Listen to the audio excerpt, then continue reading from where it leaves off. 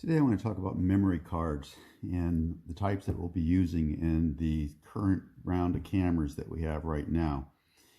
This card right here, as you see, is a 32 gigabyte full size standard card, and we also have them in, here's an adapter, we also have them in a smaller size that works just as well as a full size card.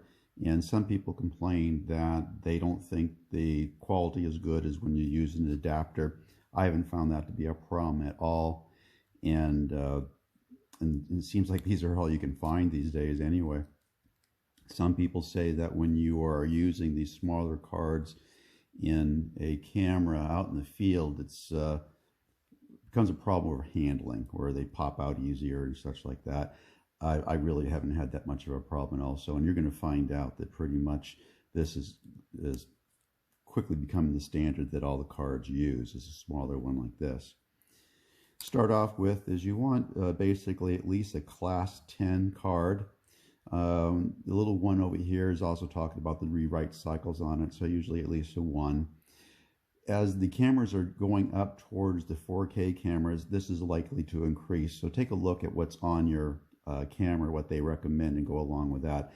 If you buy cards that are generic, take your chances on that. I have found most of my cameras to work with almost any card I have put in there, including ones I've had many years ago that were only 1 gigabyte, and that same card didn't work on other cameras. So sometimes it works, sometimes it doesn't. The most important thing is the write cycle for our cards, because that gives us the indication of what it takes for the information in the camera to get into the card. The read cycle is what you're going to be viewing it later on, oftentimes in your computer or in the camera itself. But for the sake of getting a good quality image, you want the write cycle to be as high as possible on here. Now these cards will typically last about 100,000 read-write cycles. But there's some caveats to go along with that. Obviously a read-write cycle is taking a picture and then viewing it. That's a read-write cycle. But also if you were to take say 50 pictures and then offload those 50 pictures onto your computer, that's 50 write cycles, but only 1 read cycle. So you are lowering down the amount of wear and tear, you say, on your card if you dump the whole amount of them into your computer at once.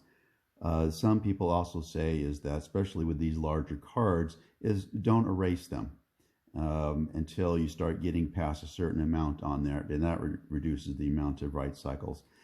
For most people, the amount of pictures that you're taking, unless you're a professional, is the life of the card or the technology will change before these become a real problem. Usually between 2 to 5 years is what they typically will look at. Also, one of the more common problems that you will see is people making mistakes is that there's a little switch on the side here, and you push it down into a lock position. That basically keeps your camera from writing new pictures on there, and you'll get an error signal hopefully on your camera. Sometimes it doesn't tell you. You look the next day, why no pictures taken? I know there's something in front of it, and you find out that you're protected on your card. So you always want to have this to be in the up position. I've actually taped it in the up position so it can't accidentally go down by pressing it into the camera. There is no real manual locking mechanism on the actual microcard, but sometimes there can be in software.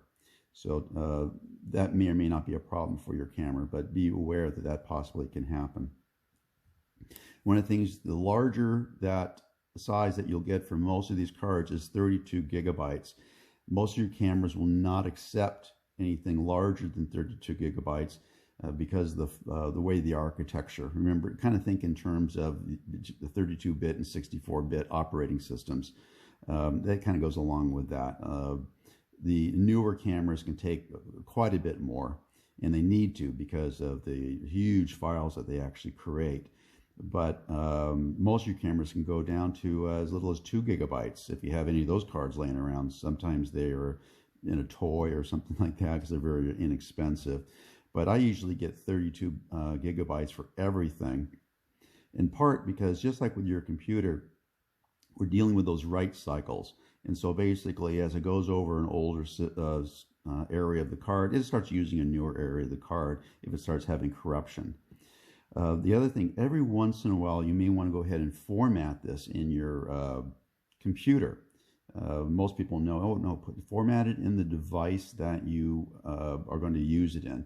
That's usually pretty good advice, but every once in a while, there's something going on with the card that actually putting it into your computer and using the full format, not the quick format, but the full format will actually correct that problem. This was actually recommended by a tech service of one of the companies I worked with. It seemed counterintuitive, but it actually did work. The next thing is sometimes, and I say this in another video, is that when you when you turn on a card, look at the screen and see if there's any errors or anything before you close it up and go about your day. Sometimes even the little tones don't reveal enough information. And what I'm really regarding to is sometimes it'll say that there is a card error, and simply pushing the card in and out a few times fixes that. A lot of times it's just a little bit of dirt on these little pads right here, and that usually clears that up. But you're not going to know that unless you see that the camera told you there's no error. Also, going along with this, I usually take a very narrow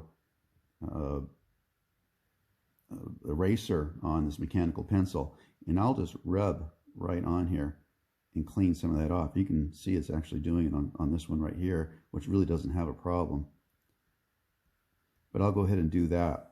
Getting back to the formatting there, doing it every few months is just a good idea. It gets rid of the junk that's in there supposedly. There's all kinds of quote-unquote magic and things that goes on in these things that would be too difficult to explain, even if I did understand it or anybody who understands it. But it does seem to help it out once in a while.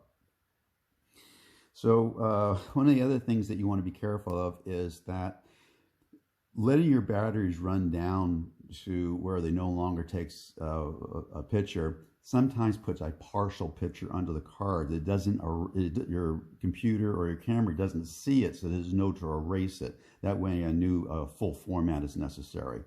So it's usually a good idea not let your batteries get down that far to actually cause that incomplete cycle that's on there. One of the other things that I will talk about right about here is about this locking. There's another little trick that if you're finding out that this doesn't seem to work, it might be a problem that's inside the camera, and I'll kind of show you how that works out. This is the slot that the card goes into, and here's the enclosure that's inside the camera. What I'm pointing at right there is a little feeler that goes on the area on your card that is covered by that little locking switch. See, I'm moving it here. And the idea is that the card goes past your switch and then falls into the little area telling your device that there is a card in there and it's not locked. And in this particular case, that little feeler is bent and it's not doing that. So you can look inside your device and see if that feeler is present and kind of push it with a toothpick or something like that and see if you can fix it, because otherwise you can't use the camera at all and you might as well get a chance of fixing it. So anyway, that's the maintenance and care of these, to clean them once in a while and how to get through a few little problems. If you have any questions, as always, go ahead and contact me in the comments section below. Please remember to subscribe and share this video to help disabled animals with donated wheelchairs.